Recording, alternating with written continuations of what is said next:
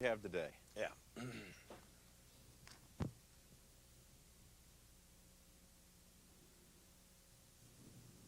The Verdict, a Sidebar production, hosted by Kent Myers and Mick Cornett. As a part of its traditional and continuing commitment to public and community service, Crowe and Dunlevy sponsors The Verdict. Also sponsored by Delta Dental, Oklahoma Lawyers for Children, and C.H. Guernsey and Company. Each week on The Verdict, we present an objective discussion of contemporary and legal issues, topical issues that will affect Oklahomans in their daily lives. The Verdict, a Sidebar production.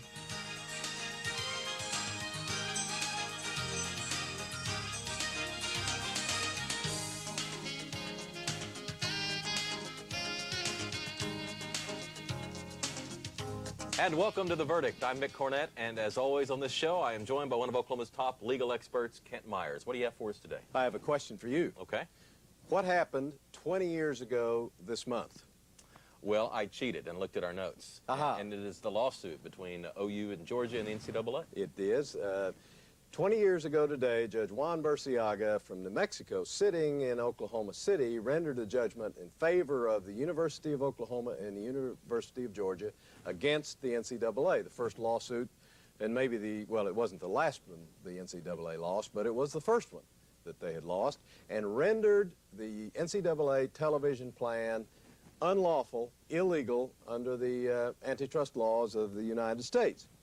At the time this case was brought, or being considered for being brought, there were 14 games a year being televised in the United States of college games. In the whole country? In the whole country. 14 games in an entire season? In an entire season, not counting bowl games. Right. 14 regular season games were televised, and that's all under the NCAA plan. This last year, by a rather conservative estimate, there were at least 400 games televised for the fans. The fans around the country that really want to watch this are having an opportunity to do so to a greater extent than anybody ever could have contemplated. And the reason it's continuing to grow is because the public wants it. If all these games were being on TV and nobody was watching them, the sponsors would say, I won't pay for it. The networks would say, I won't broadcast it, and it wouldn't be there. The fact that it's gone from 14 to 400 tells you there is a demand for it.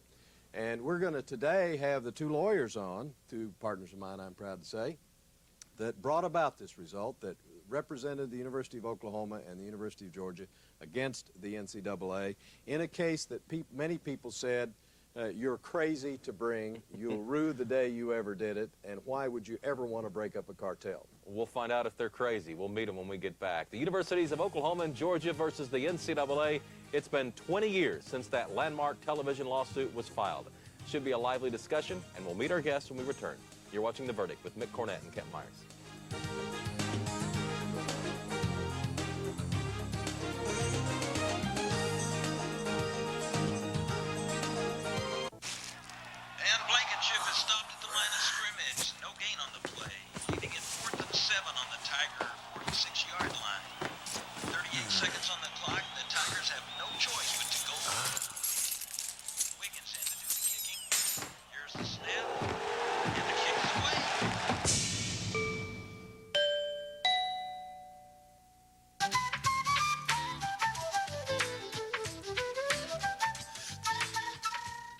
All children deserve a life of hope and love, but sometimes they experience a life of pain, neglect, and abuse.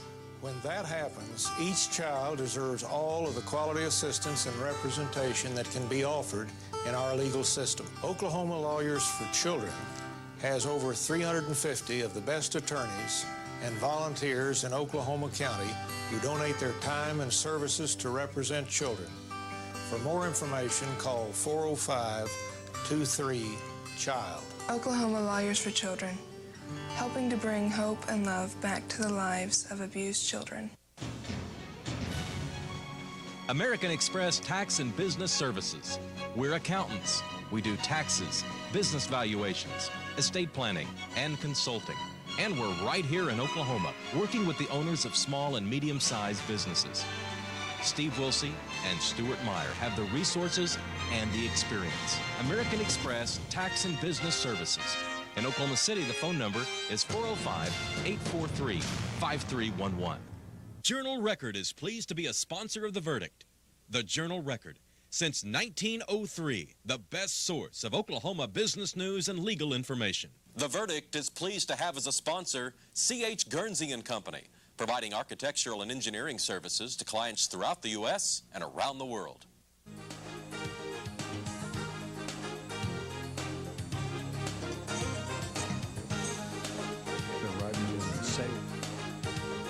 Welcome to The Verdict. Mick Cornett, Kent Myers back, and Kent's going to introduce our guests. For a return visit, we have my law partner and longtime friend, Dean Andy Coates.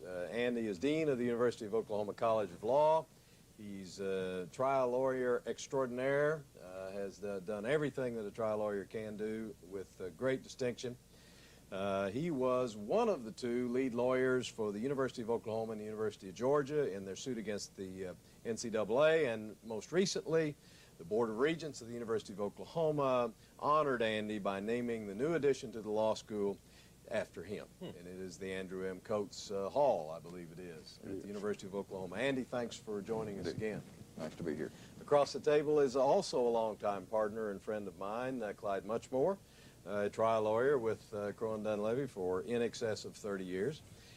Clyde's making his first visit to The Verdict, and something I can say about Clyde that I don't mind saying in front of our close association of viewers here is that Clyde is widely regarded as one of the very brightest lawyers in the state of Oklahoma, trial-wise or otherwise. He was co-lead lawyer with Andy in the OU versus NCAA case. Clyde, welcome to The Verdict. Thanks, Kent. Good to be here. We went from 14 college football games being televised in the late 70s to over 400 last year.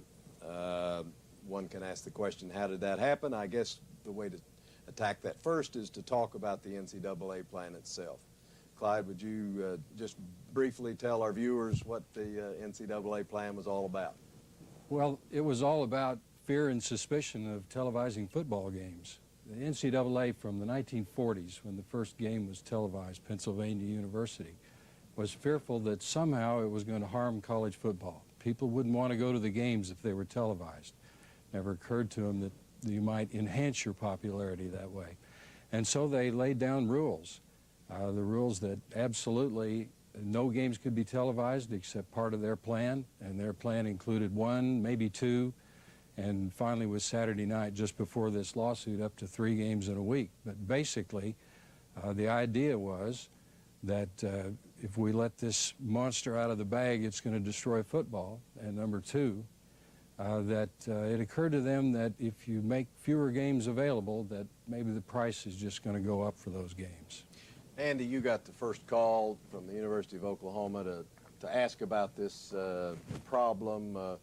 What did you determine early on was wrong, if anything, with the NCAA plan? Well, we felt, after looking at it and really beginning to understand how the football games were televised and how the television was controlled by the NCAA, that it was what you'd call a classic cartel. It was like OPEC. They limited the output, they limited the amount of the product being college football television, and they fixed the price. It was, as the court later said, it was the minimum price, the maximum price, and the actual price. I remember going to New York and armed with the court order and going into the offices of ABC and CBS who had carried the game of the week on television, and finding in there just case after case of the exact same amount for football television rights, which is what they set every year and charge it. And that's just clearly a violation of the antitrust laws, and we thought that they shouldn't be able to continue to control football in that way. Well, following up on that very thought about the same price, you are aware of some story about OU and USC? Well, there's several good examples. One of the great examples was one of the years during that time, prior to that time, when we played USC, and both OU and USC were ranked in the top 5 in the country. It was a powerful game. And Appalachian State that same time played the Citadel. And both games were given the exact same fees for performing in the case, in the game. And I think that there were only 4 television channels that carried the Appalachian State Citadel game, while the rest of the country watched the University of Oklahoma and the University of Southern California. And obviously, to get the same price for those television rights was obviously wrong. And that really rankled among some of the college presidents and certainly among the college athletic directors across the country. Well, Clyde, this was obviously a big, serious step. OU and Georgia were both members of the NCAA, and they were therefore suing, those universities were suing their sister institutions. I'm sure they didn't take that lightly. What kind of consideration was given to whether or not it ought to happen? Well, they took it not lightly at all, and of course I do want to point out they weren't suing anybody for money. They were simply suing for a court order saying that this plan was illegal. And they believed it was illegal, and they did not like being part of a plan that they thought was against the law. But more than anything else, Wade Walker, who was then the athletic director, put it, we want to control our own destiny. There are 700 members in the NCAA, about 100 of which played Division I football. And they all had a vote to tell OU when you're on, how much you get paid, what station you're on, and when you're not on. And how many times you're on. And how many times you're on. Cable was just getting started. Pay-per-view was an idea that was just coming into, looked like a big possibility. Nobody knew whether the money would be better or worse, but OU and Georgia both knew that they wanted to control their destiny. If they had sought damages, in your opinion, could they have won damages? Well, it would have put them in an awkward position since they would have been a part of the cartel that inflicted the damages. Let me just say, we never gave that one thought. Okay. Well, let me ask another question of Andy. At the same time college football was plodding along on being on television, college basketball was being televised helter-skelter. Did the NCAA have a college basketball plan as well? Well, they really didn't, and it was really basketball had been pretty much in the free market. Conferences or the individual schools could do what they want to do. And the effect of that had not been, as the NCAA thought, to diminish live attendance at the games. In fact, people watched it on television, became very interested in the games, and it actually increased attendance and interest in the sport. But back to your earlier point, Clyde and I went to the NCAA convention during the time this was going on, and we were treated like people with the dread disease. I mean, nobody wanted to talk to us or be around us except they'd come up privately, and people from Nebraska or Texas would come up and say, gosh, we hope you win this lawsuit. We think it's great, but we sure don't want to have our name associated. It was like suing the IRS. I mean, you know, you really, you know, and we told both our clients that you better be careful, because if the NCAA wants you, they're going to get you. And you were a prophet. That's right. Sure enough, later they did. But yeah, the basketball was open, and I think that was a good example for a lot of people that football should be. Let me jump in here and get us to a break. We're discussing the 20-year-old lawsuit between the University of Oklahoma and Georgia and the NCAA and what that's done to college football on television in the meantime. We'll be right back.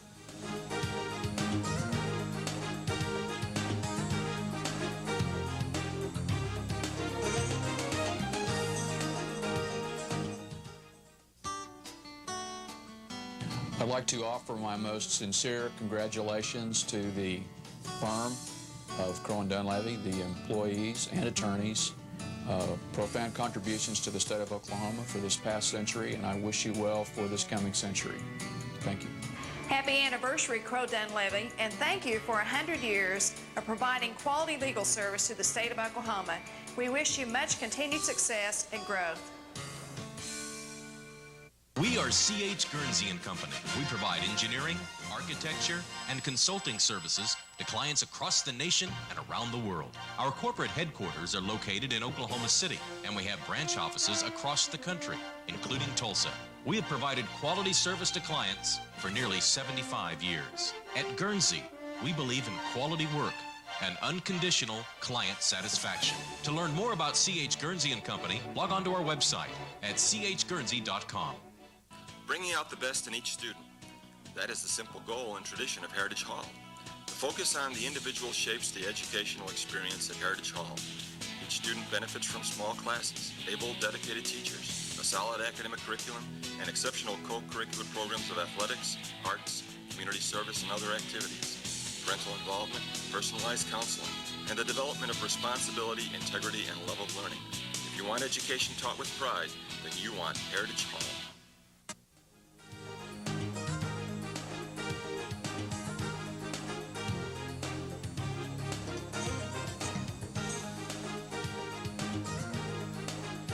Mick Cornett and Kent Myers with Clyde Muchmore and Andy Coates on the verdict. We're discussing college football telecast and remembering the 1981-82 lawsuit filed by the University of Oklahoma's in Georgia against the NCAA. Let's talk, Clyde, a little bit about that case.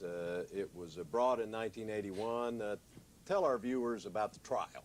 Well, the first thing that happened was that it was assigned to an Oklahoma federal judge who promptly said, I don't believe that I ought to be handling this. And then every other federal judge in Oklahoma also dropped out. So we tried it to a judge from New Mexico, Juan Burciaga. You know, Ken, as I reflect back on that trial, I think if lawyers tried it today, they could make it go 3 months. Yes. But Judge Burciaga wasn't having it of that, and we thought what we had to prove was pretty easy, and the trial went like 7 trial days, and that was all. We didn't have a jury because we were simply asking for a court opinion. We're trying to collect damages. And it had the usual thing antitrust trials do. It had experts who came in economics and talked a lot of very technical talk. Had people from Oklahoma and from the Ncaa saying they did or didn't think this was in the public interest. The judge listened to all of it, said thank you very much, and came back a few months later, wrote an opinion. It took him 99 pages to set forth all the things that the Ncaa was doing wrong, and he left no doubt in anybody's mind that this was an illegal cartel. Well, they basically, I guess, had 2 positions. One, if you let the colleges control their own destiny in this regard, we'll hurt live gate attendance. And Judge Burciaga said he didn't think that's true. Right, and it didn't matter anyway because competition is competition. Yeah, that's the second point. They thought they could do it, and your position was they couldn't, and the judge agreed with you. Well, and their point was we're the Ncaa, and we've always done this. And we've always won. And it's forever, and we've never lost a lawsuit, so let's not start now. Yeah. Well, after the trial court, where'd it go? Well, you get an automatic appeal to the 10th Circuit Court of Appeals in Denver, where you just argue based on the findings of the trial court. And that took another year because they had stayed the trial court's decision. But they came down with an opinion that was really just as strong. And in that, the Justice Department, this was Reagan's Justice Department, came in on our side. The only time they'd ever done that for a private litigant in an antitrust case. But they agreed with us all the way. Well, of course, the next step, I guess, Andy, was the Supreme Court. Tell us about that, since you argued it. We were very surprised, at least I was, that the Supreme Court took jurisdiction. They don't have to. And frankly, we'd won at the 2 levels below, and Clyde and I had argued the case in the 10th Circuit, and we won there. And so we really, when the Supreme Court of the United States granted certiorari, which is their way of saying, yes, we'll hear the case, it worries you because you figure they wouldn't take the case if they liked the result in the court below, and at least 4 of the justices agreed it ought to be heard. So you go into the court in that way. Although you've won twice before, you are very concerned about what the result will be. We lived with the case now for 2 or 3 years. We thought we knew it backwards and forwards. But to argue a case in the Supreme Court of the United States takes incredible preparation. And so I locked myself in a room in Washington for about 2 weeks prior to the argument. It's a 30-minute argument. And prepared, and Clyde was with me and spent lots of time in cross-examining me and doing moot courts, and we hired Judge Irwin Griswold, Dean Irwin Griswold, who'd been Dean of the Harvard Law School and Solicitor General of the United States, to work with us on it. So it was a full court preparation for the argument, and it was fascinating, obviously, that the Ncaa had hired a fellow named Frank Easterbrook, who is now a judge of the 7th United States Circuit, and at that time a professor at the University of Chicago, to argue the case. And so it was a full-fledged argument from the Supreme Court of the United States, and one that they considered obviously very carefully. As it turned out, we got most of the justices. Justice White and then now Chief Justice, formerly Justice Rehnquist, dissented. And their basis was really that the college athletics is not commercial, shouldn't be commercial, and we shouldn't be applying antitrust laws to non-commercial activities. The other justices recognized what the Ncaa had done, relied heavily upon the trial court opinion that Judge Burciaga had written, which is one of the finest trial court opinions I ever saw, and decided in our favor. You know, there's a great gap between time you argue it and the time by which you have a chance to receive the result. And so we were on pins and needles for a month or two after that, but we did get an awfully good result, and it is one of the historic cases, both in terms of college athletics and also in terms of the antitrust law. Did you say the result of the Supreme Court? What was the vote? The vote was 7-2, and we had 2 dissenters, and the other 7 justices went along with us, and so we won clearly. And they wrote a lengthy opinion. Justice John Paul Stevens was writing for the court, and the other justices agreed with him, and really pretty much followed the same theories that we expected the court to do after having had a chance to see both of the opinions below. Clyde, Andy has mentioned the dissent. As I recall, Justice White made 2 points, principal points in the dissent. One, that this is going to result in too much TV, and therefore college football will get overexposed and nobody will like it anymore. And second, that whoever takes up a plan after the NCAA is going to have the same antitrust problems the NCAA has had. Tell us about what you think about those 2 predictions. Well, what Justice White did was a little more direct at that. He looked over at Andy during the argument and said, in effect, you may win here, but if you guys put together a plan, you're next. There'll be people coming after you. And they did. Well, we did put together a plan through the CFA, put it together and put it in effect, and got sued, and the case got tried to Judge Burciaga.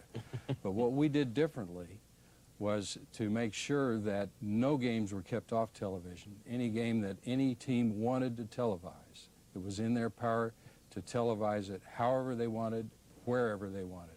And Judge Burciaga wrote an opinion in that case that said, in effect, this is what I was looking for when I wrote the first opinion. Clyde crafted that plan, and it was really wonderful because it avoided all the pitfalls and yet still protected the television studios and the television industry so they could pick the games they wanted and yet still not keep other schools off television. Well, it's basically the same plan that the conferences are using today, is it not? The same idea. In substance. The ABC gets first, or the network gets first pick, and then they were down several layers after that, but no game was kept off television, and nobody had to sell under any plan. Andy, how was it dealing with the NCAA in the trenches? Just real briefly, what did you find? Well, we learned early that NCAA stands for never compromise anything, anytime, because we tried after we'd win in court, and then we'd try to work out some kind of an arrangement with them that would give more freedom and yet not totally upset the apple cart, and then they wouldn't talk to us, and we'd win again, and we didn't do so. We were never able to negotiate anything with NCAA. They were Walter Byers, who was the longtime executive director of the NCAA, was a tough-minded, tough guy, and showed it all the way through the proceedings.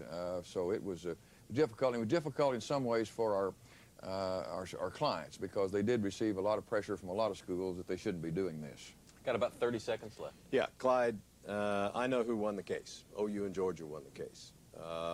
Who was the real winner here? The real winner was the person that the antitrust laws are designed to protect, and that's the consumer, the person that watches football. The football fan. That's right.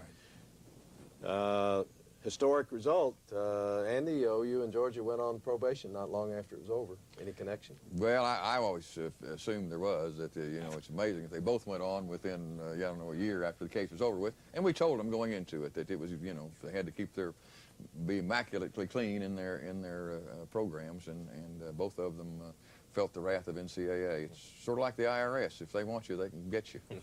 It's fascinating. Thank you for both coming on. Thanks, for guys. coming on. We're going to wrap it up. Mr. Coates, Mr. Muchmore, we appreciate it. We'll be back after this.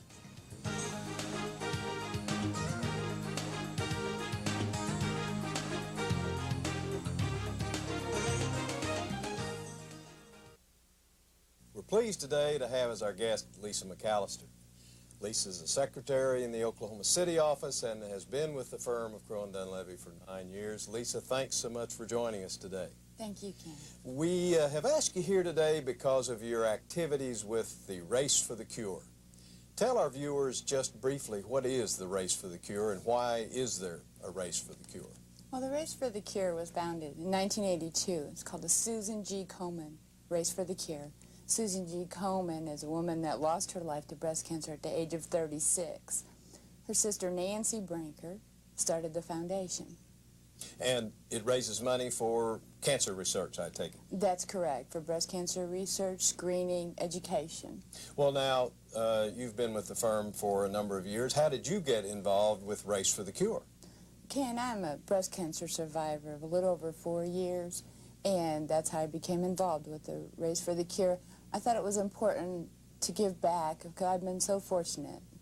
Well, what did you do to support Race for the Cure, particularly within the firm? What I do within the firm is I coordinate putting together the Crowe and Dunlevy race team and assigning up our participants and collecting money from sponsors around the firm to help. What size race team did the Oklahoma City office of Crowe and Dunlevy enter this year? Well, we had over 50 Crowe and Dunlevy participants. Runners? On our team, runners on our team. And raised substantial sums of money, I suppose. That's correct. How does that 50 or 50-plus numbers compare with what the firm has done in the past? We do, this year was our biggest team, and every year our team just seems to grow and grow. And you're kind of in charge of getting that done? That's correct. Well, just in the few seconds we have remaining, why is it, Lisa, that Race for the Cure is important? What would you like our viewers to know about that? Well, when a woman is diagnosed with breast cancer, it's important that she not walk alone. It takes a team effort to raise the funds, to put towards research, screening, testing, and just community awareness of breast cancer. Lisa, thank you so much for talking about Race for the Cure. We're really pleased to have you. Thank you. Thank you for having me.